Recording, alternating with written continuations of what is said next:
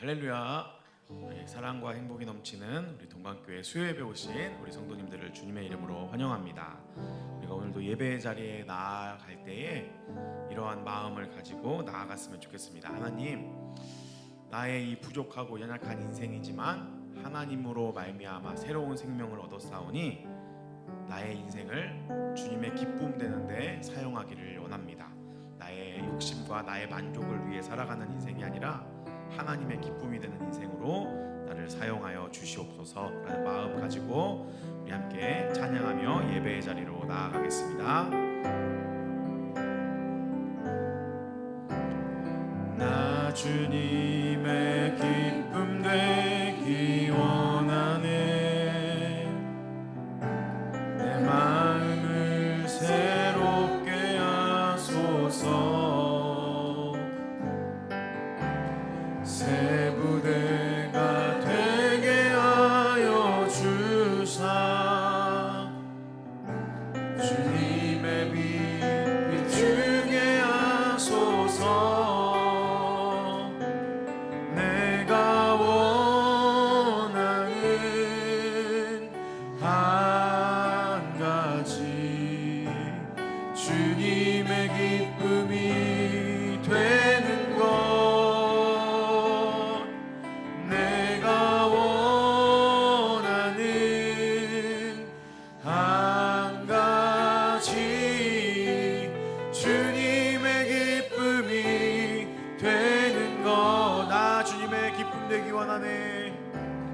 나 주님의 기쁨 되기 원하네. 내 마음을 새롭게 하소서. 새 부대가 되게 하여 주사. 주님의 빛 비추게 하소서. 겸손히 내 마음 드립니다. 겸손히 내 마음 드립니다. 나의 모든 것 받으소서. 나의 마음 깨끗게 씻어 주사. 주의 길로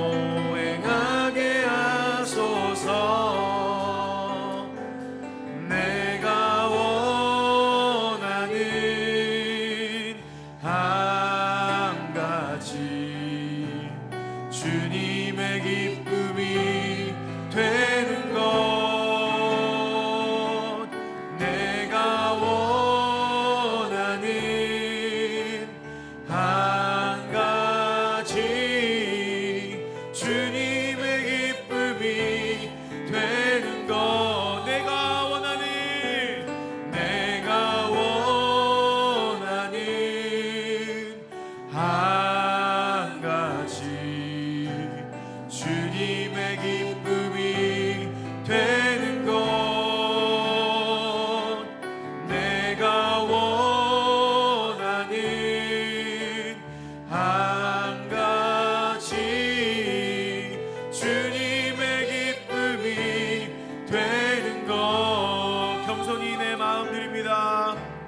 겸손히 내 마음 드립니다.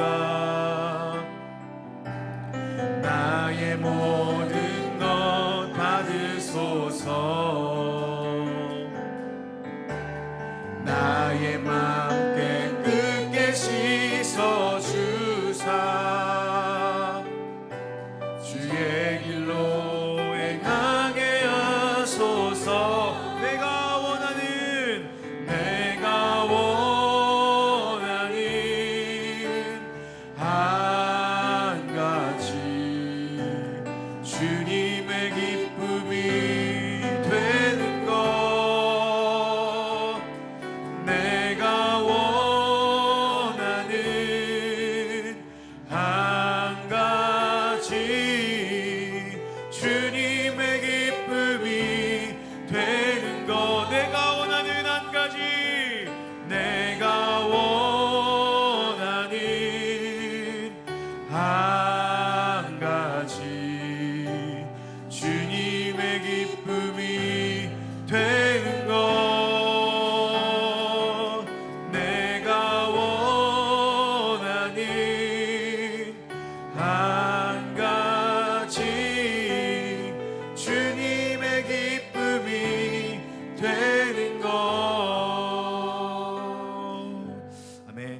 찬양의 가사의 고백처럼 기쁨이 되는, 하나님의 기쁨 되는 우리 모두가 되기를 예수님의 이름으로 축복합니다. 우리 함께 힘차게 박수 치면서 주 하나님 독생자 예수 함께 찬양하겠습니다. 주 하나님 독생자 예수 날 위하여 오시었네. 내 모든 죄 다 사하시고 죽음에서 부활하신 나의 구세주. 우리 다시 한번 고백하겠습니다. 주 하나님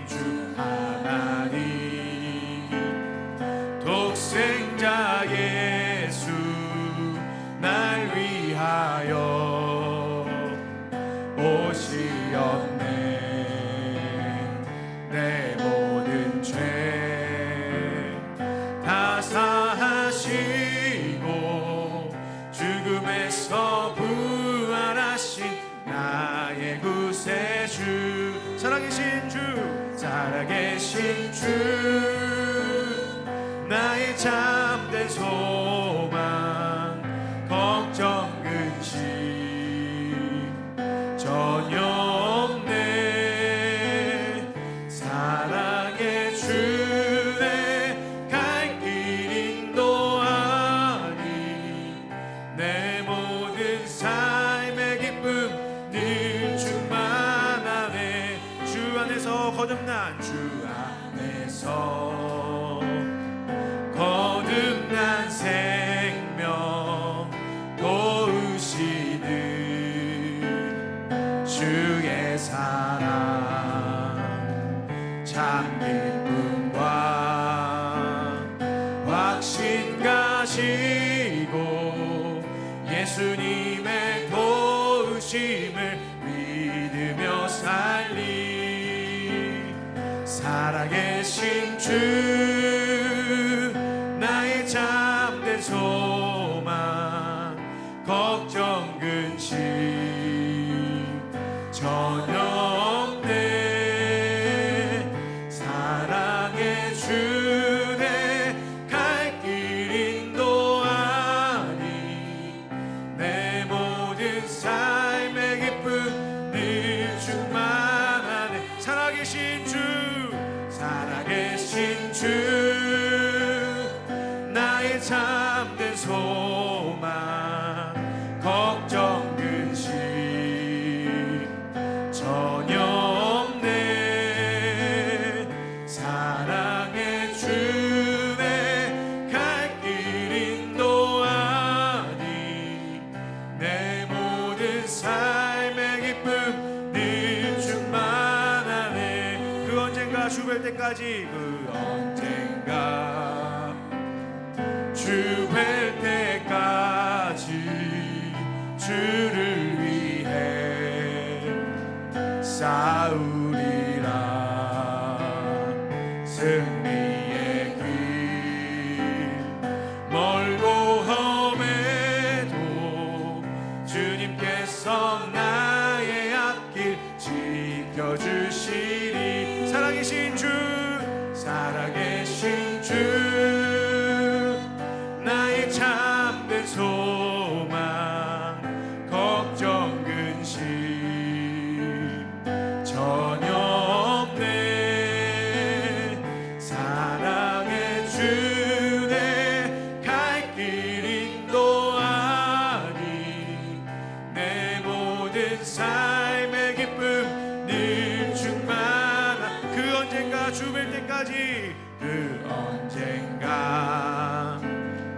주 뵐 때까지 주를 위해 싸우리라. 승리의 길 멀고 험해도 주님께서 나의 앞길 지켜주시리. 살아계신 주 나의 참된 소망 걱정 근심 전혀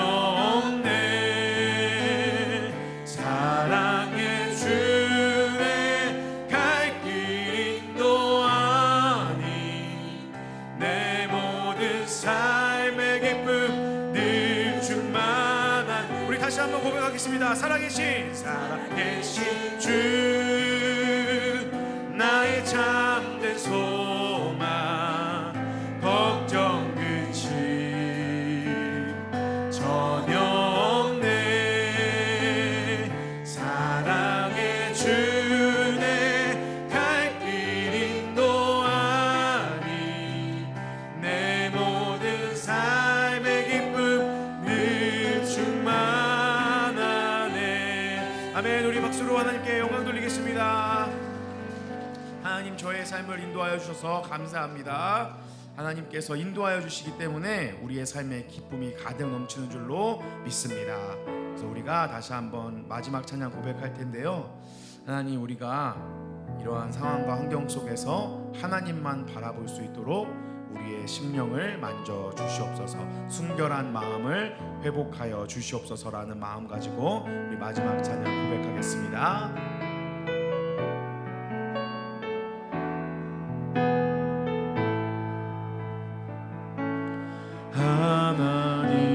하나님의 사랑을 사모하는 자, 하나님의 평안을 바라보는 자, 너의 모든 것 창조하신 우리 주님이 너를 얼마나 사랑하시는지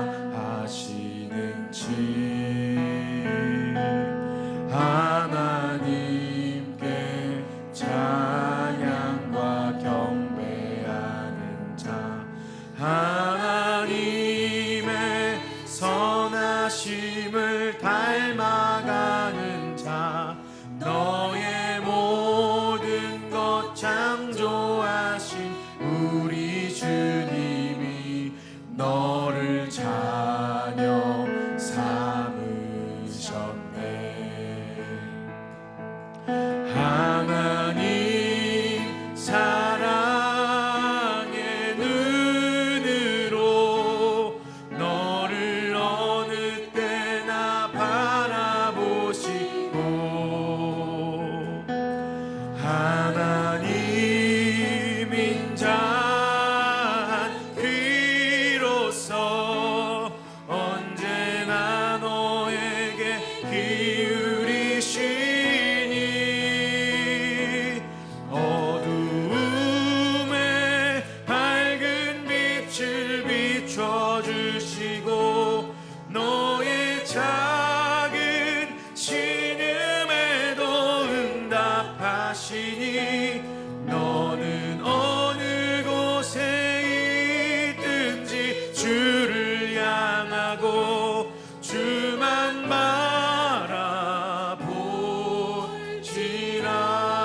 하나님의 사랑을 하나님의 사랑을 사모하는 자, 하나님의 평안을 바라보는 자, 너의 모든 것 창조하신 우리 주님이 너를 얼마나 사랑하시는지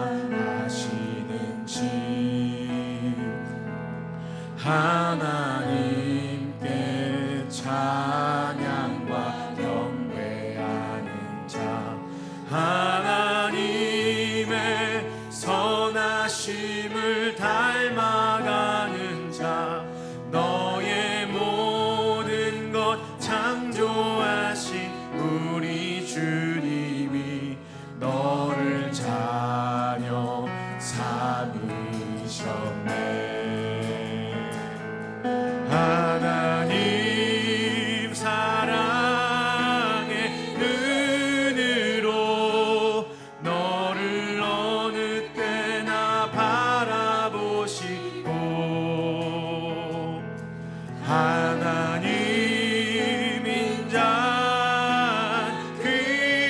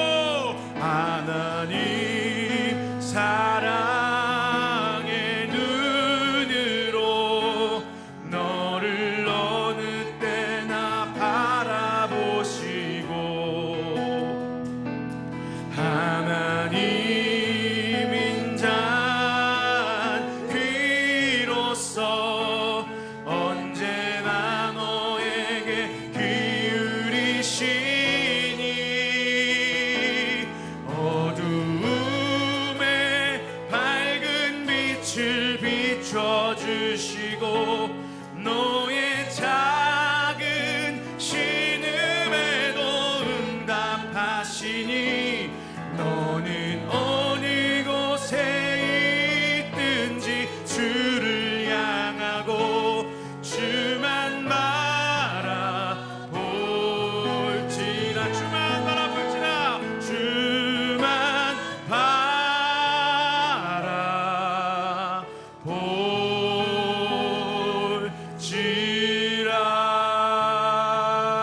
바라볼지라. 아멘. 우리 시간 같이 한번 기도하겠습니다. 하나님, 우리가 하나님만 바라보기를 소원합니다.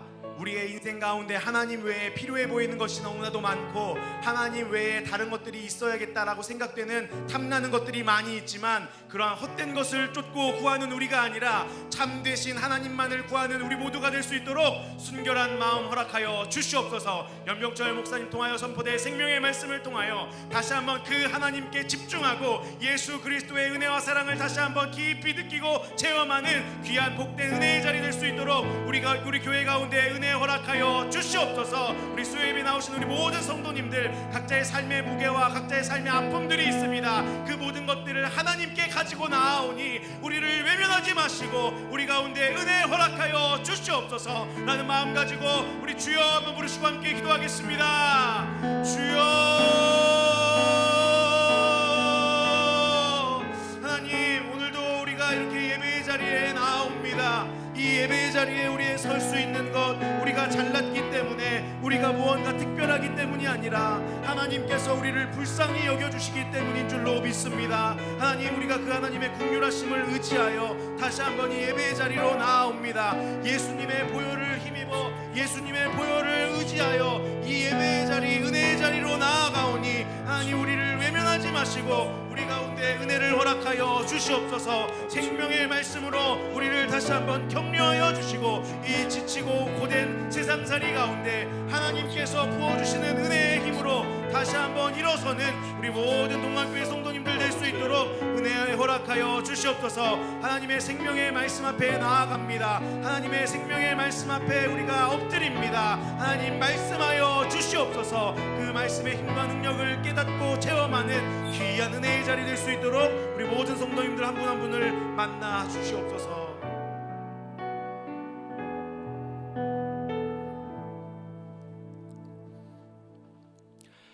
하나님, 감사합니다. 오늘도 우리의 시선을 주님께 고정합니다. 우리가 주님을 바라볼 때 우리가 애써 주님을 바라봤음에도 불구하고 먼저 우리를 바라보고 계시는 하나님의 시선을 만나게 될 줄 믿습니다.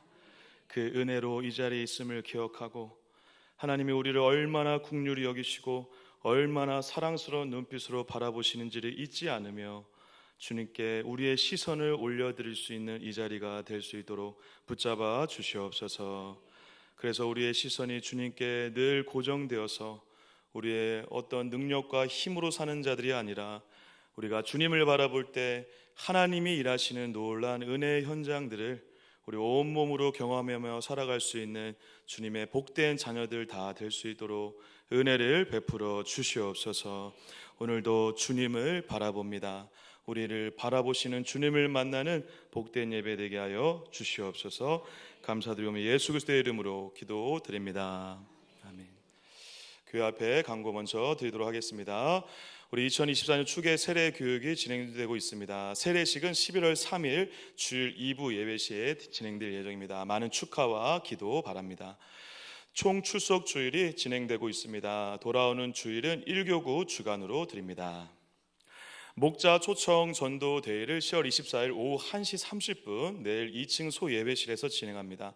각 목장에서 한 명 이상 꼭 참여하셔서 함께 전도 예보를 지펴주시면 감사하겠습니다. 하반기 친구 전도가 10월 27일 주일까지 진행되고 있습니다. 어린 영혼들의 전독 축제를 위해서 많은 기도 부탁드리겠습니다. 차별금지법과 동성애 저지를 위한 200만 한국교회 연합예배가 돌아오는 주일 오후 2시부터 5시까지 강화문 일대에서 진행됩니다. 주일에 한번 광고 드렸지만요, 우리 주보 7면의 약도를 잘 참조하셔서 우리 주보에 안내되어 있는 그 지역으로 함께 모여주시면 감사하겠습니다. 참조하실 때 1호선 구로역을 통해서 시청역에 내리시면 되는데요. 만약에 지하철이 서지 않거나 여러 가지 변동 사항이 있을 경우에는 당일날 저희가 카톡방이랑 공지 등을 통해서 안내해 드릴 예정입니다. 어떻게 움직이셔야 될지 추후에 자세한 내용들은 당일 변동 사항에 따라서 안내될 예정이니까 먼저 강구된 이 내용에 한해서 함께 움직여 주시면 될 것 같습니다. 그리고 준비물은요, 흰색 상의를 꼭 착용해 주시고요, 방석, 물, 모자 등은 개인적으로 준비해 주시기 바라고, 특별히 쓰레기 제로 운동을 지금 펼칠 예정입니다. 그래서 쓰레기가 한 톨도 남지 않도록 우리 본인이 가지고 나오신 쓰레기를, 그리고 주변에 쓰레기가 있다면 더 청소해 주시면 더 좋고요. 그래서 비닐봉투를 꼭 준비해 주셔서 쓰레기를 정리해 주시면 감사하겠습니다. 더불어서 주최 측에서 나눠드리는 피켓 외에 정치적 구호나 별도의 피켓 사용은 금지되어 있습니다. 참조하셔서 함께 동참해 주시고요.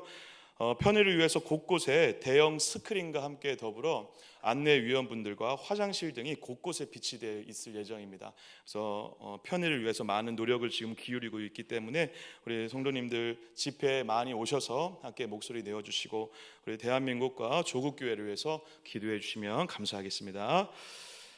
우리 장례 광고가 한 가지 있습니다. 우리 이교구 최수님 집사님의 모친 되시고 신형대 집사님의 장모 되시는 고 이윤분 권사님께서 하나님의 부르심을 받으셨습니다. 장례식장은 인천으로 장례식장 301호이고요. 위로 예배를 내일 목요일 오전 30분에 교회 출발하여서 드리도록 하겠습니다. 성도가 많은 위로와 유가족분들을 위해서 기도 부탁드리겠습니다. 오늘 하나님께서 우리에게 주신 말씀은 마태복음 25장 1절에서 13절까지의 말씀입니다. 제가 가진 성경으로 신약성경 43페이지 마태복음 25장 1절에서 13절까지의 말씀. 오늘 되어진 귀한 손길들이 있습니다. 11조 반우성 어린이 이소아 집사님, 1000번째 황추자 권사님, 김철호 성도님, 윤향숙 집사님, 정훈영 정예진 들으셨습니다. 1000번째 반우성 들으셨습니다. 배영석 성도님께서 주일원금 드리셨습니다. 귀한 손길들마다 하나님께서 더 차고 넘치도록 채워주시고 주의 나라와 영광을 위해서 귀하게 사용되기를 주님의 이름으로 간절히 축복합니다. 우리 마태복음 25장 1절에서 13절 말씀 한 절씩 교독하시고요, 마지막 절 함께 읽도록 하겠습니다. 제가 먼저 1절 읽을게요. 그때 천국은 마치 등을 두고 신랑을 맞으러 나간 열 처녀와 같다 하리니 그 중에 5은 미련하고 그 중은 슬기 있는 자라. 미련한 자들은 등을 가지되 기름을 가지지 아니하고 슬기 있는 자는 그릇에 기름을 담아 등과 함께 가져갔더니 신랑이 더디 오므로 다 졸며 잘세. 밤중에 소리가 나되 보라 신랑이더라 맞으러 나오라 하네. 이에 그 처녀들이 다 일어나 등을 준비할세. 미련한 자들이 슬기 있는 자들에게 이르되 우리 등불이 꺼져가니 너희 기름을 좀 나눠달라 하거늘 슬기 있는 자들이 대답하여 이르되 우리와 너희가 쓰기에 다 부족할까 하노니 차라리 파는 자들에게 가서 너희 쓸 것을 사라 하니 그들이 사러 간 사이에 신랑이 오므로 준비하였던 자들이 함께 혼인잔치에 들어가고 문은 닫힌지라. 그 후에 남은 처녀들이 와서 이르되 주여 주여 우리에게 열어 주소서. 대답하여 이르되 진실로 너희에게 이르노니 내가 너희를 알지 못하노라 하였느니라. 같이요. 그런즉 깨어 있으라 너희는 그날과 그때를 알지 못하느니라. 아멘. 아멘. 할렐루야. 우리 수협에 오신 여러분 주님의 이름으로 환영하고 축복하고요. 우리 옆에 분 바라보면서 인사해 보겠습니다. 잘 오셨습니다. 환영합니다. 축복합니다. 네, 손도 좀 잡아주시고요. 축복합니다. 네, 다시 한번 따라해 보겠습니다. 깨어 있으라. 깨어 있으라. 네, 오늘 열 처녀의 주제가 깨어 있으라인데요. 제가 제목을 이렇게 역설적으로 지어왔습니다. 깨어 있지 말고 잠 좀 자자. 네. 네, 그래서 뭔 얘기 하나 또 이렇게 좀 궁금하실 텐데요. 제가 왜 이렇게 제목을 짓게 된 이유는 예수님께서 얘기하신 이 열 처녀의 비유를 통해 저와 여러분들이 주제를 너무 명확하게 알고 있습니다. 뭐라고 알고 있습니까? 우리가 지금 따라해 본 것처럼 깨어 있어야죠. 예. 깨어 있는 것을 제가 부정하는 것은 절대 아닙니다, 여러분. 깨어 있어야 됩니다. 할렐루야. 예, 영적으로 굉장히 깨어 있고 영적으로 강건해야죠. 예, 그리고 시대의 흐름들 분별해야 되고 요즘에 또 포괄적 차별금지법이 이렇게 문제가 될 때에는 이거 진짜 왜 문제인지를 성경 안에서 제대로 볼 수 있는 영적인 눈이 필요합니다. 중요합니다. 이 깨어 있으라라는 이 주제가 특히 13절에 너무 이제 노골적으로 나와 있기 때문에 그런데요. 13절 제가 다시 한번 읽어볼게요. 그런즉 깨어 있으라. 너희는 그날과 그때를 알지 못하느니라. 아멘. 여러분, 이 비유를 보실 때 가장 중요한 것 중에 하나를 제가 계속 반복돼서 말씀드리는데요. 비유의 내용을 예수님께서 얘기하신 다음에 앞뒤로 아예 이 비유와 관련된 주제를 얘기하시는 경우가 많습니다. 그러니까 비유만 얘기하시고 이야기를 끝내는 것이 아니라 비유를 얘기하실 때 앞뒤 내용에 비유와 관련된 주제를 말씀을 해주세요. 그러니까 비유 기껏 설명해 놓으시고 이해 못할까봐, 그리고 또 오해할까봐 주제를 말씀해 주신다는 거예요. 이 비유의 주제는 뭐라는 거예요? 열처녀 비유의 주제는 뭐라는 것입니까? 깨어 있으라라는 것입니다. 그때를 알지 못하니 깨어 있으라. 예, 이게 주제예요. 근데 제가 이 주제를 받아들이고 묵상하면 묵상할수록 마음이 어려워졌습니다. 왜 그랬을까요, 여러분? 여러 가지 이유가 있는데요. 이 깨어 있으라는 이 단어가 헬라어로 그레고레오라는 단어입니다. 한번 메모해 두시면 좋을 것 같아요. 나중에 계속 이 단어가 나오기 때문에. 근데 이 그레고레오를 지금 깨어 있으라라고 하면서 명령어로 지금 쓰셨어요. 그 그레고테이테레이테라는 단어를 써서 명령어로 쓰셨는데, 이 명령어로 쓸 때 재미있게도 어떤 의미가 있냐면 계속적 용법이에요. 자, 그럼 뭐죠, 여러분? 깨어 있는 것을 어떻게 하라는 것입니까? 계속 깨어 있으라. 할렐루야. 계속 깨어 있으셔야 합니다. 할렐루야. 여러분 너무 순수하세요, 진짜. 여러분들이 이 말씀을 듣고 아멘이 나와야죠. 나와야 되고 중요하죠. 그리고 이것을 붙잡고 맞아, 이렇게 살아야지 결단하셔야죠. 그런데 여러분, 그게 됩니까? 죄송하지만 목사인 저도 그게 쉽지가 않습니다. 물론 하나님께서, 예수님께서 말씀에 우리에게 어떤 말씀을 명령하시는 기준을 높게 상정하실 때가 있어요. 원수를 어떻게 사랑합니까? 용서 못합니다. 사랑하지 못하죠. 근데 끝내 사랑하게 만드시죠. 할렐루야. 용서하게 만드시죠. 왜? 내가 십자가 앞에서 엄청난 용서를 받은 자라는 것을 기억하게 하셔서 그 은혜의 힘으로 사랑하고 용서하게 하시죠. 이게 복음의 능력이고 말씀의 능력이죠. 할렐루야. 근데 여러분, 이 깨어있으라도 기준이 너무 높아요. 제가 이 365, 24시간 깨어있으라, 정신 똑바로 차리고 깨어있으라고 아무리 노력해도 안 돼요. 어제도 저는 잠을 잘 잤습니다. 근데 어제는 한 4번을 깼어요. 오랜만에. 왜 깼을까요, 여러분? 저희에게 새로운 여인이 찾아왔거든요. 그 여인은 잠이 이제 없습니다. 젖달라 울어 제끼면서. 제가 이제 밤마다 깨요. 근데 여러분, 우리가 영적으로 24시간 360을 깨어 있다라는 게서 그것이 실제로 사실 정말 어렵습니다. 계속 쉬지 않고 깨어 있다라는 것이 가능하다면 우리에게 하나님, 예수님께서 그것을 해라 라고 얘기하는 게 더 설득력 있겠지만, 그렇지 않은 것을 우리에게 요구하고 계시다면 한 번쯤 생각해 볼 필요가 있다라는 것입니다. 그리고 여러분, 영적으로 깨어 있으라는 것이 여기 본문에서만 봤을 때 여러분 의미가 확 다가오십니까? 약간 모호합니다. 지금 여러분들이 지금 깨어 있으라는 의미를 다 아시지만, 영적으로 깨어 있다라는 말을 내가 지금 한마디로 딱 요약해서 이렇게 얘기할 수 있습니다라고 얘기하실 수 있는 분 손 들어 보십시오. 없잖아요, 여러분. 없으세요. 영적으로 깨어 있어라, 뭔지는 알겠는데 모호해요. 그러니까 여러분, 우리가 도달하지도 못하는 기준을 예수님이 얘기해서 우리한테 시험 들려고 하는 거냐? 아니죠. 예수님이 이렇게 얘기하셨다면 분명히 의미가 있겠죠. 할렐루야. 예수님이 말씀하신 이유가 있는 것입니다. 그러니까 다른 어떤 숨겨진 의미와 어떤 다른 의미가 여기 내포되어 있는 것이 아닌가라고 우리가 한 번쯤 생각해 볼 필요가 있다는 것이죠. 제가 이렇게 생각하게 된 이유는, 더 구체적인 이유는, 이 마태복음 25장 열처녀 비유가 시작되기 전에 예수님이 이 제자들을 모아놓고 원래 다른 이야기를 먼저 하고 계셨어요. 그 배경이 24장 3절에 나오는데 한번 같이 한번 읽어봐 주시겠습니다. 24장 3절입니다. 제가 한번 읽어볼게요. 예수께서 감난산 위에 앉으셨을 때 제자들이 조용히 와서 우리에게 이르되, 우리에게 이르소서 어느 때 이런 일이 있겠사오며 주의 일하심과 세상 끝에서 무슨 징조가 있사오리까? 이렇게 묻자 예수님이 지금 24장과 25장에 걸쳐 엄청난 예언을 할애를 하셔서 지금 가르치고 계시는 거예요. 근데 뭐에 대해서 가르치시려고 했다고요? 뭐를 물어봤다고? 제자들이 마지막 때에 대해서 물어보셨다고요. 잘 기억해 두세요. 마지막 때에 대해서 제자들이 물어봤고 마지막 때에 대해서 제자들에게 가르쳐 주는 것입니다. 마지막 때에 대해서 제자들에게 가르쳐 주면서 앞에 부분에 이미 제자들에게 마지막 때에 대한 설명을 막 하시다가 42절에 이렇게 적혀 있습니다. 42절 한번 24장 42절 같이 한번 읽을까요?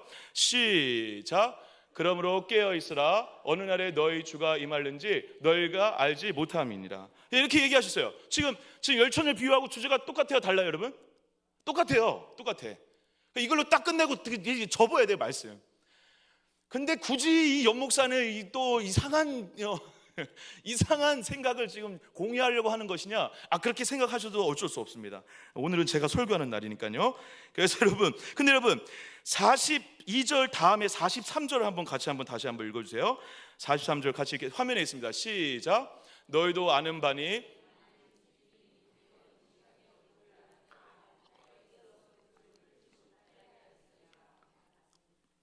여러분 잘 보세요. 지금 42절에 깨어있다라는 표현과 43절에 깨어있다라는 표현이 같은 단어입니다. 아까 우리가 달랐던 그레고스.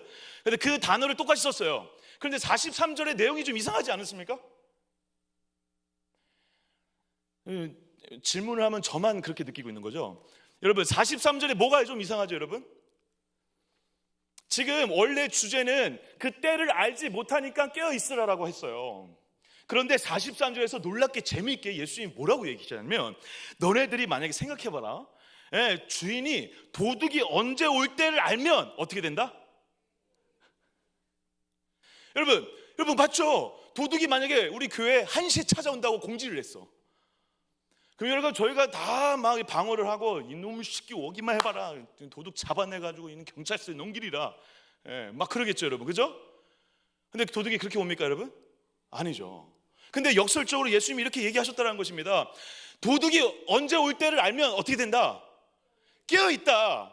그러면 여러분, 그러면 43절에 이렇게 얘기할 거면 42절에 그리고 오늘 열천위에 비해서 이렇게 얘기하지 마시고 내가 때를 알려줄게. 이 때를 알면 너희들 깨어있을 거야. 이렇게 얘기하면 편하잖아요. 이해가 되세요, 여러분? 그 때를 알면 깨어있잖아요. 근데 그 때를 안다라고 그래서 깨어있다라고 얘기하는 것이 아니라 두 가지 다른 의미를 같이 얘기하셨다라는 것입니다. 그럼 뭘까요, 여러분? 이 깨어있다라는 것은 우리가 모를 때 있어야 된다는 것은 지금 도둑이 언제 올 때 우리가 알아서 깨어있는 것과 다른 의미의 깨어있다라는 것이죠. 그죠? 만약에 이게 똑같은 의미라면 이렇게 쓰시면 안 되죠. 예수님께서 상황이 완전히 다르잖아요. 예수님이 언제 오실지 아십니까, 여러분? 몰라요.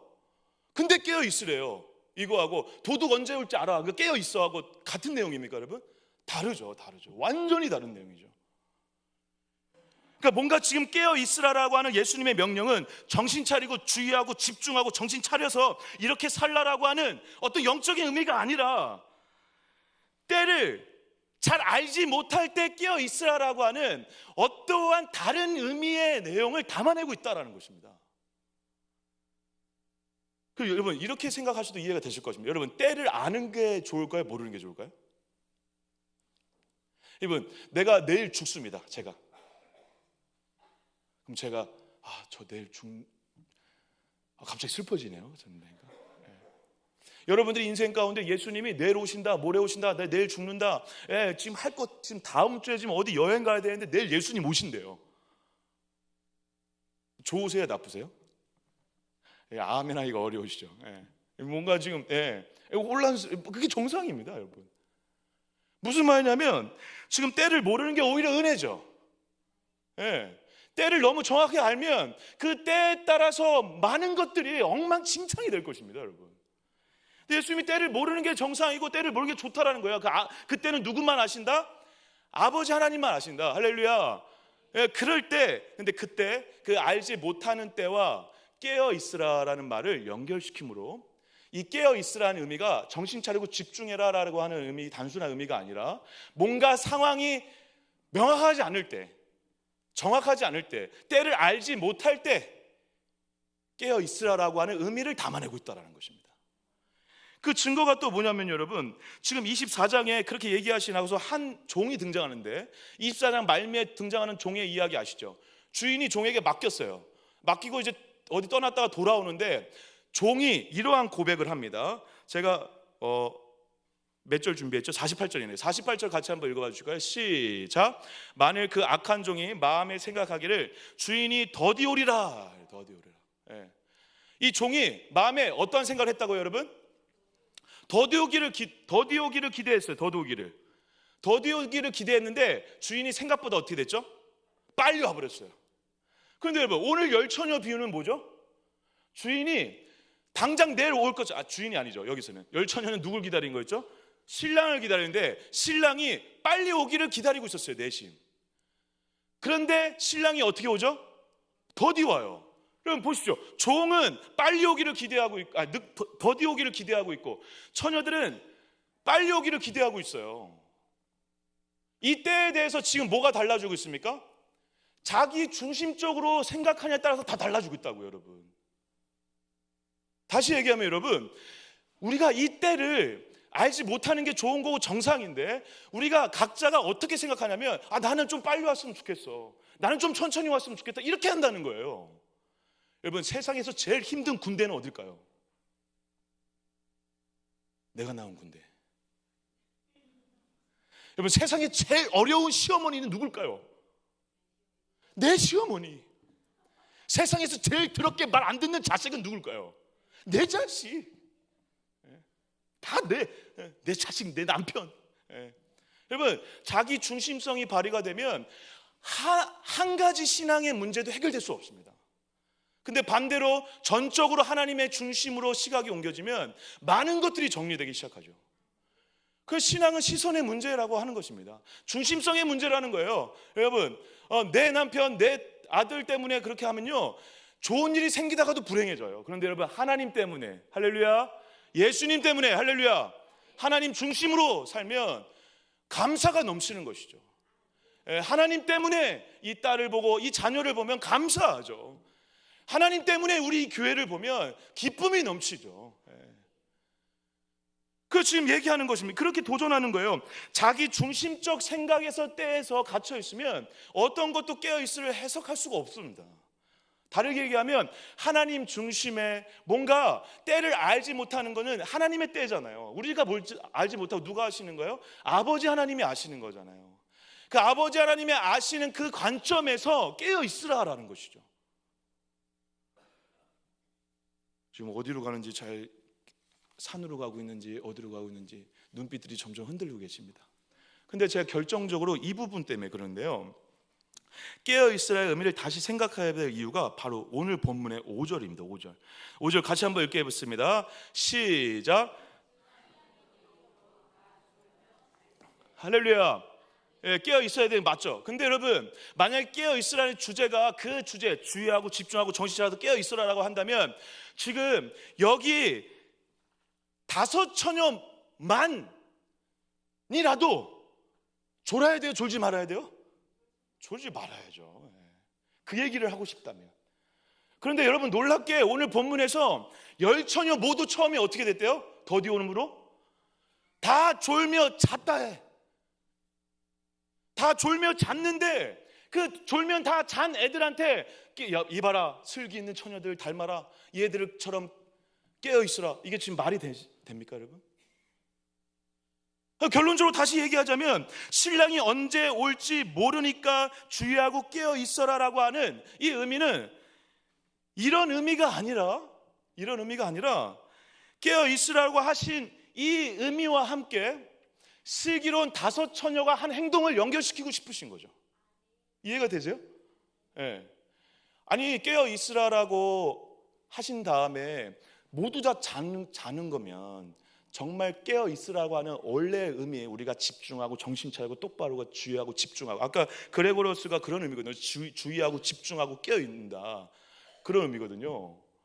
그러면은 5 처녀, 슬기로운 처녀라도 잠 안 자고 눈 부릅뜨고 막 올 때까지 막 기다리고 있으면 얼마나 결론이 깔끔하고 이렇게 끝납니까? 제가 이렇게 설교하지 않을 테고. 할렐루야.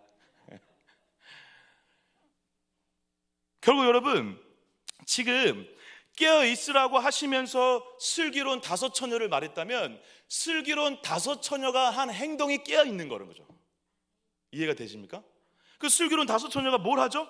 2절부터 4절 한번 읽어보겠습니다. 같이 시작. 그 중에 다섯은 미련하고 다섯은 슬기 있는 자라. 미련한 자들은 등을 가지되 기름을 가지지 아니하고 슬기 있는 자들은 그릇에 기름을 담아 등과 함께 가져갔다니. 다섯 처녀와 다섯 처녀를 비교하면서 유일한 다른 게 하나 있어요. 그냥 똑같이 지금 신부의 들러리로 부름받았어요. 여러분, 그때 당시에 신부의 들러리로 부름받는 것도 굉장히 영광스러운 일입니다. 신부와 신랑이 혼인잔치를 하는데 굉장히 중요한 친구들, 중요한 역할을 하는 자들이에요. 그리고 그들이 횃불을 뒀다라는 것은 신랑이 오는 그 시간에 횃불을 통해서 혼인잔치 할 때까지 길을 인도하는 거고, 혼인잔치를 밝게 비추는 횃불을 계속 들고 있었기 때문에 이들의 횃불에 따라서 뭐가 결정날 수 있습니까? 혼인잔치가 엉망이 되느냐 제대로 되느냐가 중요하게 결정될 수 있어요. 근데 그들이 지금 다 등도 있어요. 마음의 준비도 다 했어요. 그리고 즐겁게 나왔어요. 근데 다섯 처녀는 뭘 가지고 있었습니까? 기름을. 다섯 처녀는 기름을 갖고 있지 않았대요. 저 극명하게 뭐가 갈리는 거죠? 기름을 준비했느냐 안 했느냐가 지금 차이라는 것입니다. 그래서 10절에 그것을 노골적으로 정리를 하고 있어요. 10절 같이 한번 읽어보겠습니다. 같이 읽겠습니다. 시작. 그들이 사러 간 사이에 신랑이 오므로 준비하였던 자들은 함께 혼인잔치에 들어가고 문은 닫힌지라. 뭐 했던 자들이요? 준비했던 자들. 우리 이것을 통해서 이렇게 중간에 이렇게 잠깐 결론을 내릴 수 있을 것 같습니다. 어떤 결론을 내릴 수 있죠 여러분? 지금 깨어 있으라는 것은 우리가 알고 있는 정신 똑바로 차리라는 의미가 아니라 준비하라는 거구나. 할렐루야. 그 얘기를 지금 하고 계시는 거예요. 근데 이 얘기는 새로운 이야기가 아닙니다 여러분. 24장에 이미 얘기하셨어요. 24장 44절 볼게요. 24장 44절 같이 한번 읽겠습니다. 시작. 이러므로 너희도 준비하고 있으라. 생각하지 않을 때 인자가 오리라. 할렐루야. 준비하라라는 것입니다. 준비하라.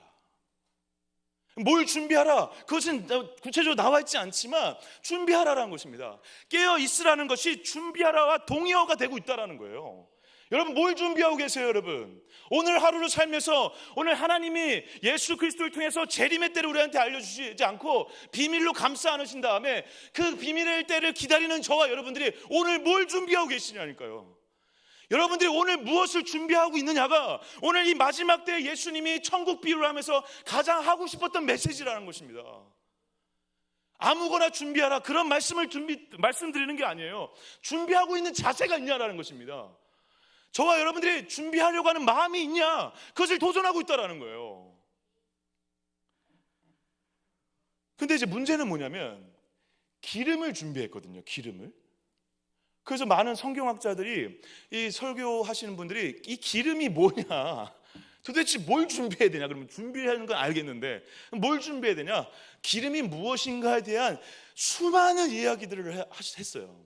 근데 여러분 그 이야기들을 저희가 다 부정하고 싶은 생각은 없지만 예를 들면 이렇게 얘기하기도 하거든요. 기름 부음과 연결시켜서 성령 충만이다. 그러니까 우리가 성령 충만을 준비해야 된다.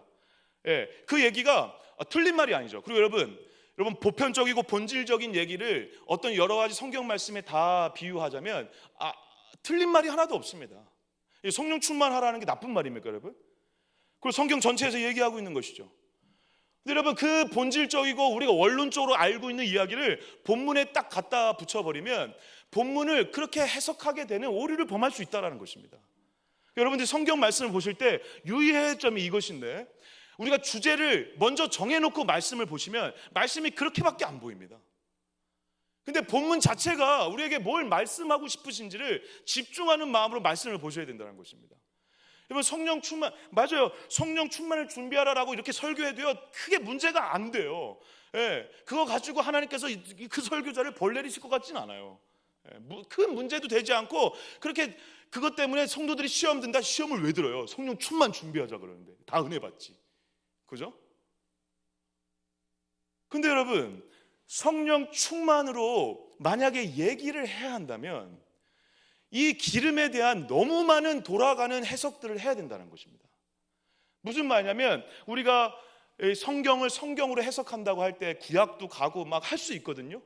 근데 그런 식으로 할 때 그래도 연결시킬 때 연관성 있는 것들을 연결시켜야 되는데, 오늘 신부가 들고 있는 기름은 어떤 영적인 의미에서의 기름이 아니라 단순히 뭐죠, 여러분? 혼인잔치에서 이 기름을 넣어야 뭐가 붙죠? 불이 붙어요. 예. 그러니까 제가 뭘 말씀드리고 싶으냐면, 본문에서 얘기하는 것 이상의 너무 지나친 걸 우리가 확장시키고 상상하지 말자. 예수님이 그러면 이 기름을 우리한테 뭐라고 얘기하시지 않고 있다면, 너무 구체적으로 알아가는 것이 어렵다면, 우리가 너무 지나치게 확대 해석을 해야 한다면, 우리가 뭐에 초점을 두면 좋을까요? 기름보다는 먼저 준비하는 거가 뭔지를 알 필요가 있다는 것입니다. 지금 이 열 처녀 중에 갈린 부분이 바로 그 부분이기 때문에 그렇습니다. 이 부분을 더 명확하게 하면 기름에 대한 의미가 뭔지 모르지만 뭘 준비하라고 하는 의미가 더 분명해질 수 있다는 것이죠. 무슨 말이냐면, 오늘 성경 전체, 이 본문 말씀 전체가 계속 준비에 대한 어떤 메시지를 주고 있기 때문에 그렇습니다. 무슨 말이냐면, 다시 한번 제가 이렇게 정리를 해볼게요. 오늘 이 열 처녀 비유를 통해 저는 이것을 먼저 말씀하신다고 생각하는데, 준비를 어떻게 해야 하는가를 말씀하고 있다고 생각되어집니다. 첫 번째 한번 따라해 보겠습니다. 형식보다 내용이 중요하다. 아까 말씀대로 지금 미련한 자와 슬기 있는 자들이 뭐는 다 똑같이 준비를 했죠, 여러분? 등은 똑같이 준비했어요. 근데 등에 넣는 뭐가 없죠? 기름이 없어요. 예, 등은 일종의 형식이라고 할 수 있겠죠. 예, 형식에 기름을 담아내야 형식과 내용이 의미가 있는 것이죠. 근데 우리의 신앙생활이 대부분 어디에 갇혀 있을 경우가 많습니까? 형식에 갇혀 있을 때가 물론 여러분, 형식을 너무 중요합니다. 형식이 없으면 안 된다는 게 아니라, 형식이 되려면 내용이 있어야 된다는 것입니다. 교회를 열심히 나오는 것 중요하죠. 예배를 잘 드리는 것 중요하고, 기도를 하루에 몇 시간 하는 형식이 중요하죠. 예, 말씀을 보는 것 중요하고, 우리가 교제하는 것 중요하고, 이 교회의 어떤 구조적인 그런 제도들이 너무 중요하죠. 그런데 거기에 하나님이 안 계시다면, 그 모든 형식은 아무 의미가 없어질 수도 있는 위험에 처할 수 있다는 것이죠. 물론 그 형식이라는 것이 있어야 내용을 담을 수 있는 것이지만, 형식보다 지금 내용이 중요하다는 것을 준비하는 자세를 가진 우리에게 요청하고 계시다는 것입니다. 그래서 어떻게 준비하냐보다 무엇을 준비하느냐, 물론 방법도 중요하지만 무엇을 준비하느냐, 그것이 너무 중요하다는 사실이죠. 두 번째 따라해 보겠습니다. 준비는 누구도 대신할 수 없다. 예. 여러분, 이 처녀들이 다 일어나서 등을 준비하고 그랬는데, 기름을 준비하는 것에서 갈렸는데, 이 기름을 준비하지 못한 처녀들이 기름을 준비한 처녀들에게 이렇게 얘기를 합니다. 어떻게? 기름 좀 빌려줘. 말씀 한번 읽어볼까요? 8절이네요. 8절 한번 읽어주시기 바랍니다. 시작. 미련한 자들이 슬기 있는 자들에게 이르되, 우리 등불이 꺼져가니 너희 기름을 좀 나눠달라 하거늘. 예, 여기까지 읽겠습니다. 예. 그러면서 부족할까 하니 꺼달라고 하는데 슬기 있는 자들이 꺼줘요, 안 꺼줘요? 안 꺼져요. 근데 슬기 있는 자들 안 꺼주는 거 너무 못된 거죠, 여러분. 못됐죠. 교회는 나누고 내 생명도 줄 수 있어야 되고, 할렐루야, 사랑해야 되고, 내 것도 다 줄 수 있어야 되고 그래야 되는데 기름을 안 줬어요. 못됐네. 못됐나요, 여러분? 아니죠, 여러분. 이 혼인잔치에서 횃불은 절대적 위치를 가집니다, 여러분. 횃불이 없으면 결혼 잔치를 이어갈 수가 없습니다. 그리고 아까 얘기했지만 신랑이 더디 왔지만 신랑이 언제 올지 명확하지 않거든요. 이 혼인잔치에서 이 신랑이 언제 올지를 명확하게 아는 사람은 단 한 명밖에 없어요. 누구? 신랑의 아버지, 보낸 사람. 이거 그래서 재림의 때를 기다리는 우리와 너무 비유적으로 흡사하기 때문에 혼인잔치를 얘기하시는 거예요. 그런데 언제 올지 모르기 때문에 어떻게 해야 돼요? 빨리 올 수도 있고 늦게 올 수도 있고, 뭐 문제가 생겨서 더 늦어질 수도 있고. 그런데 문제는 와서도 문제지만 와서 돌아갈 때까지 뭐가 있어야 돼요? 횃불이 있어야 돼요. 그러면 기름을 넉넉히 준비해야 돼요. 그런데 그거를 지금 나눠 가졌어요. 어떤 문제가 생길까요? 신랑 오는 데만 횃불이 있다가 잔치 이제 펼치려고 하는데 불이 다 꺼질 수도 있죠. 그러니까 슬기 있는 자들은 자신의 욕심 때문에 그런 것이 아니라 이 혼인잔치의 주인공인 누구? 신랑과 신부를 위한 결정이었죠. 중요한 문제죠. 남이 대신 해줄 수 없다는 것입니다. 자기 것 자기가 준비해 줘야 된다는 것입니다. 신앙의 고백이 마치 그렇죠. 우리의 믿음이 그렇죠. 누가 대신 믿어줄 수 없습니다. 전도하다가 보면 이런 분들이 있죠. 우리 아내가 진짜 열심히 기도합니다. 제가 속으로 그죠. 너나 열심히 하세요. 우리 아내가 열심히 예수 믿습니다. 이렇게 얘기하시는 분들 있죠. 이거 아무 도움이 안 되죠. 물론 그 아내 때문에 은혜를 받아서 자기도 믿게 되면 좋죠. 그렇게 돼야죠. 그렇게 되는 은혜가 있죠. 그렇지만 그것이 자기 신앙 고백이 아니라면 아무 의미가 없죠. 준비는 누가 해야 됩니까, 여러분? 자기 자신이 해야 됩니다. 할렐루야. 이제 더 큰 세 가지 주제, 세 번째 주제는요. 한번 따라해 보겠습니다. 준비의 기회는 언제나 있지 않다. 그래서 마태복음 25장 8절에서 9절 봤죠? 10절 보게 되면 10절 한번 같이 한번 읽어주실까요? 10절 시작. 그들이 사러 간 사이에 신랑이 오므로 준비하였던 자들은 함께 혼인잔치에 들어가고 문은 어떻게 됐다? 닫힌지라. 그래서 기름 없는 자들이 빌려를 갔어요. 사러 갔는데 그 사이에 어떻게 됐습니까? 문이 닫혀버렸어요. 그럼 문을 닫히고 우리 좀 들어가게 해주세요 하니까 주인이 안 된다. 끝났다. 그렇게 얘기하는 것입니다. 종말의 때를 비유하면서 이 문이 닫힌 것 때문에 구원의 문이 닫혔다. 약간 이렇게 해석하고 얘기할 수도 있지만 여기서 중요한 건 지금 때가 있다라는 것입니다.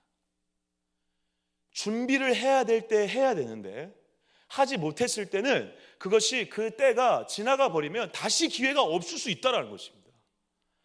저와 여러분들의 신앙생활이 여기서 지금 판가름 날 때가 많이 있습니다. 내일 하지 뭐. 이러다가 내일을 못 만날 수도 있습니다, 여러분. 모레 해야지, 다음 주에 해야지, 내년부터 성경 통독해야지. 내년은 안 올 수도 있습니다, 여러분. 언제 준비를 하고 계실 거예요? 오늘 지금 하셔야 돼요. 할렐루야. 고린도후서 6장 2절의 말씀입니다. 같이 한번 읽어볼까요? 시작. 이르시되 내가 은혜 베풀 때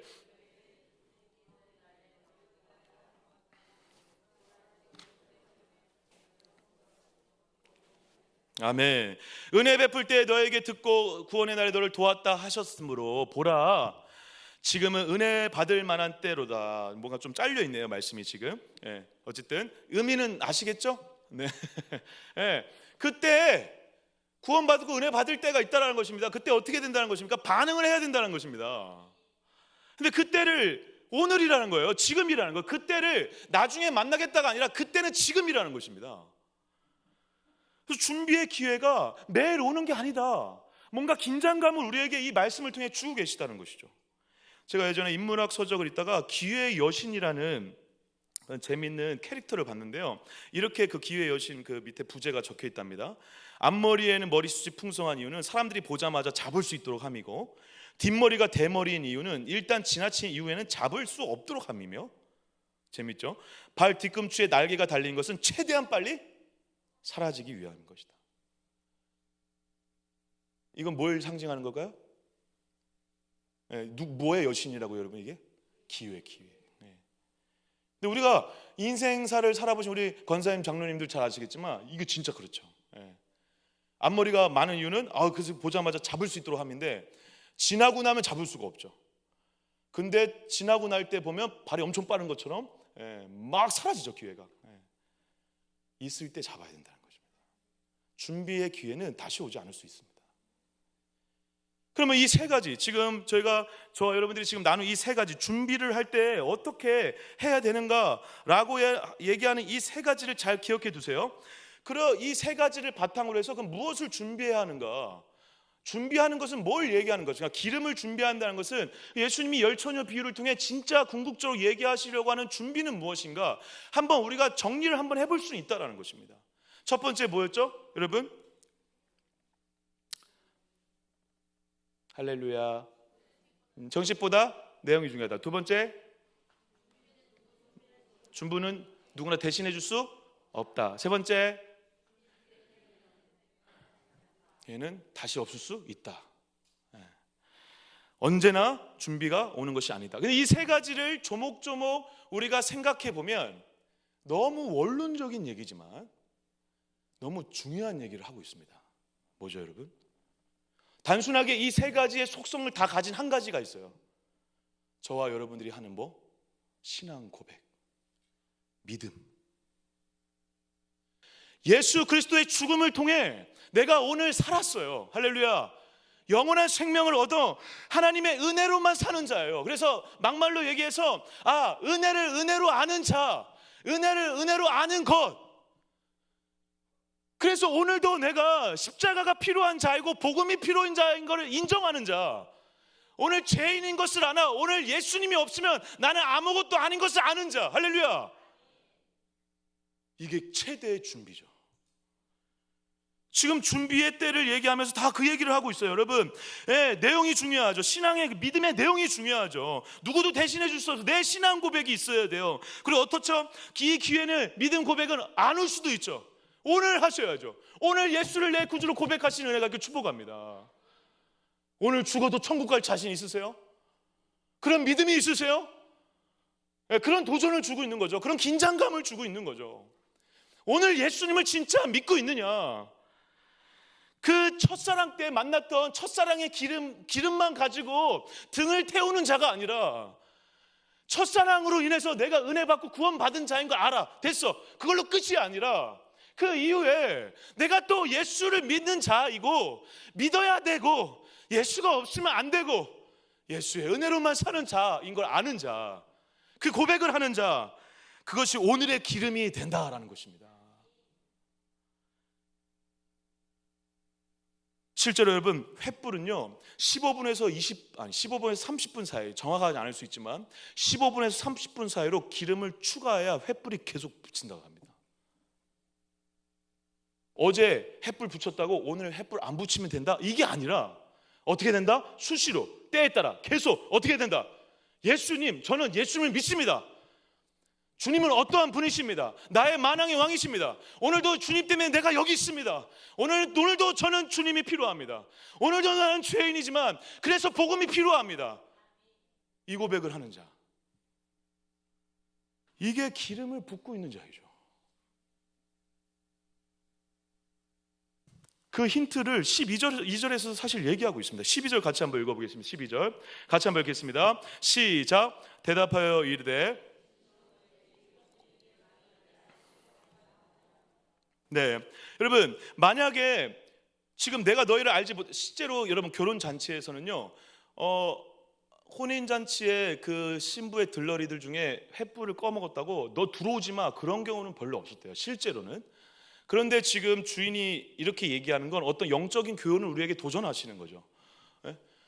천국잔치가 이제 예수님이 오셔서 천국잔치가, 혼인잔치가 벌어질 때 우리가 못 들어갈 수도 있다는 것은, 여러분 지금 들어가지 못한다고 했습니다. 여러분 잘 기억해 두십시오. 들어가지 못한다는 것은, 그러면 너 깨어있지 못하고 정신 똑바로 못 차리고 해서 천국 못 갔다, 이 얘기인데, 이렇게 얘기하는 게 맞습니까 여러분? 아니죠. 이렇게 얘기하면 안 되죠. 들어가지 못했다는 것은 원래 원초적으로 본질적으로 어디에 문제가 있다는 것입니까? 처음부터 제대로 믿지 않았거나, 믿음으로 보였겠지만 믿지 않았거나, 천국에 들어갈 만한 사람이 아니었거나. 할렐루야. 제가 이렇게 의도적으로 이렇게 얘기하는 이유는 구원의 탈락이라는 것은 없습니다. 하나님께서 예정하신 놀라운 뜻 가운데 하나님이 예정하신 사람들을 구원하시죠. 그 은혜로 사는 자들이죠. 할렐루야. 우리의 힘이 아니라 전적인 주님의 은혜로 사는 자들이죠. 그 은혜를 알면 오늘 그 은혜 때문에 오늘 믿음의 고백을 또 하게 된다는 것입니다. 또 믿음의 고백을 하는 자로 살아갈 수밖에 없죠. 그런데 지금 이들이 못 들어갔어요. 못 들어갈 만큼 심각한 문제가 있다는 것이죠. 그러면 아예 처음부터 믿음이 아닌 자들이거나 하나님이 선택한 백성이 아니거나 천국에 들어갈 만한 사람들이 아니었을 가능성이 있다라고 우리가 예상해 본다면, 진짜 깨어 있으라는 의미는, 뭘 준비하라는 의미는 하나님 앞에 진실된 믿음의 고백을 하고 있는가, 내가 천국 백성이라는 걸 알고 오늘도 고백하고 있는가, 내가 첫사랑의 고백을 제대로 진짜 한 사람인가를 되돌아보고 있는가, 그것을 확인해야 된다는 것입니다. 준비 이전에 깨어 있어서 뭐 착한 행실을 하고 성령 충만하게 내가 열심히 노력해서 뭔가 하기 이전에 믿음에 문제가 있었다라는 것입니다. 여러분, 오직 우리는 예수를 믿음으로 구원받습니다. 할렐루야. 근데 믿지 못했다는 것입니다. 얘네들이 지금 누굴? 예수를. 마지막 때. 그러면 오늘 다시 믿음의 고백을 해야 되는 이유가 더 분명해지죠.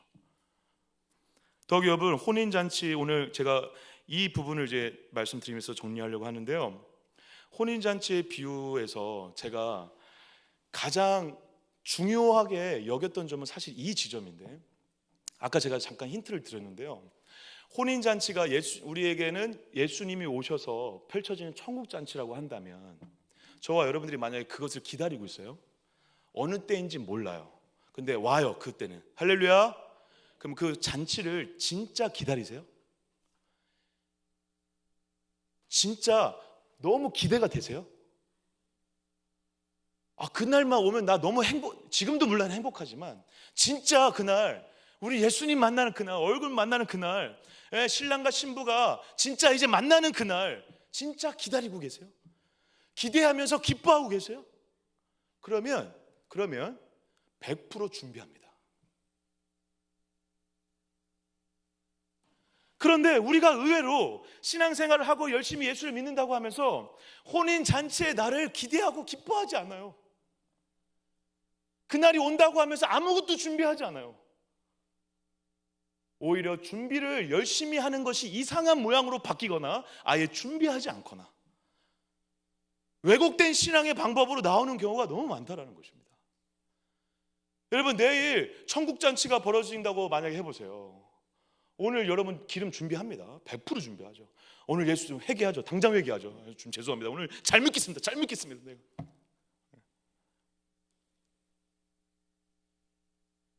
여기에 나와 있는 이 슬기 있는 5 처녀들은, 그래서 저는 이렇게 얘기하고 싶습니다. 진짜 슬기는, 진짜 준비는 혼인잔치를 기뻐하고 기대하는 자라는 것입니다.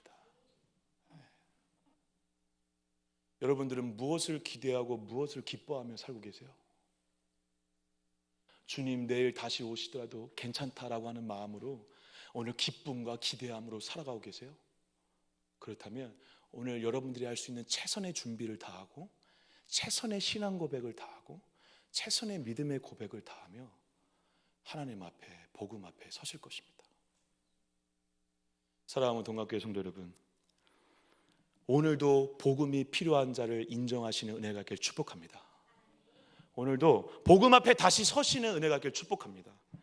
매일매일 복음이 계속될 때 베드로 사도가 제자들에게 얘기했던 이 말씀이 제대로 성취가 될 수 있다는 것입니다. 무슨 말이냐면, 여러분, 베드로후서 이 말씀만 보고 정리하겠습니다.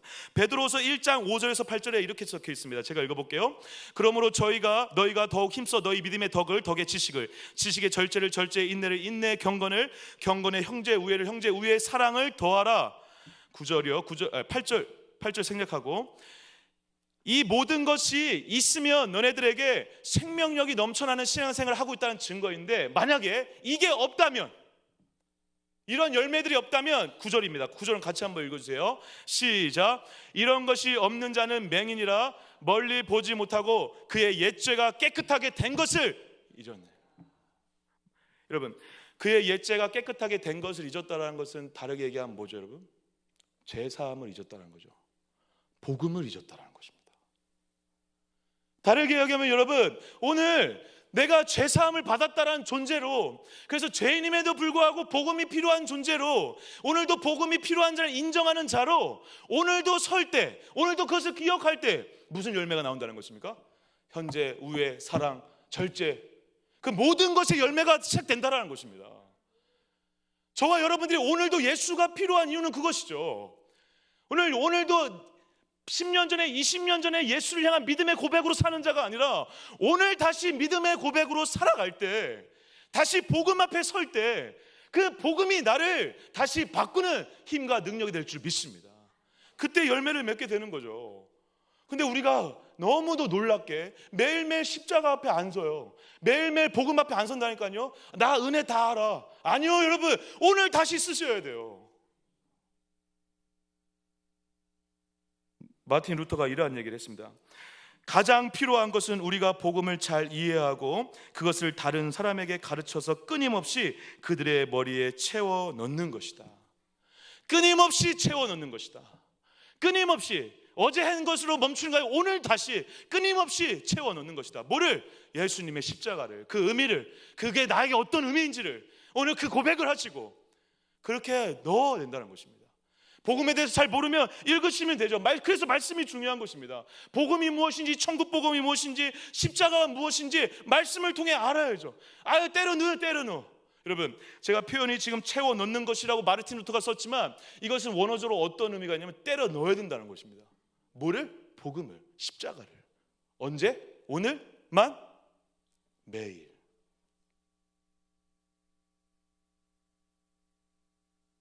저와 여러분들의 가슴 가운데 복음이 실제로 부흥이 일어날 때 우리의 신앙과 교회와 가정에 영적인 깨어남의 역사가 알아서 일어나는 은혜가 있을 줄 믿습니다. 저와 여러분들은 어떤 부흥을 꿈꾸세요? 사람이 많아진 거, 영적인 부흥을 이렇게 말로는 하잖아요. 근데 그게 도대체 뭐냐고요? 저와 여러분들의 입술과 심령의 고백 가운데 오늘 나는 죄인입니다, 주님. 그런데 주님의 은혜 때문에 오늘도 삽니다. 할렐루야. 이 고백이 저와 여러분들에게 실제가 되어지고 그것을 위해 오늘 다시 복음 앞에 쓰려고 하는 몸부림이 있을 때, 그래서 저와 여러분들에게 복음의 부흥이 일어날 때 저와 여러분들의 가정과 교회에 하나님의 놀라운 영적인 각성과 새로운 회개의 역사를 일으키시고 새로운 바람을 일으키게 하실 줄 믿습니다. 저와 여러분들이 그 시대를 온몸으로 준비하는 마음으로 슬기 있는 다섯 처녀처럼 정신 똑바로 차리라는 차원을 넘어서 오늘 또 나는 철저히 죄인이구나, 하지만 그 주님의 은혜로 오늘 살았습니다라고 고백하는 귀한 믿음의 고백으로 살아가시기를 주님의 이름으로 간절히 축복합니다. 기도하겠습니다. 하나님 감사합니다. 우리가 혼인 천국 잔치를 기다리면서 진짜 기다리고 있는지, 진짜 그것을 기뻐하고 있는지 되돌아보고 우리의 마음 가운데 그 십자가를, 복음을 다시 초청합니다.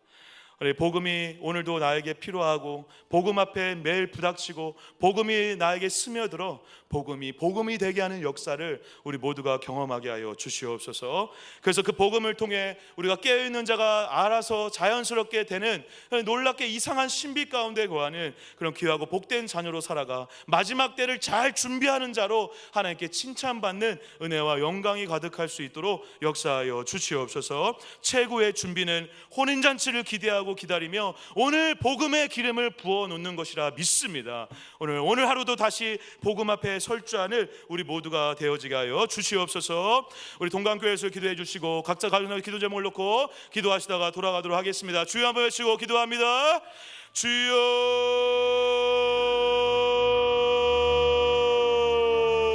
하나님 그렇습니다. 우리의 인생 가운데 하나님 월처녀의 비유가 우리의 마음 가운데 무엇을 준비해야 되고 어떻게 준비해야 되는지를 다시 한번 새롭게 되돌아볼 수 있는 기회가 될 줄 믿습니다.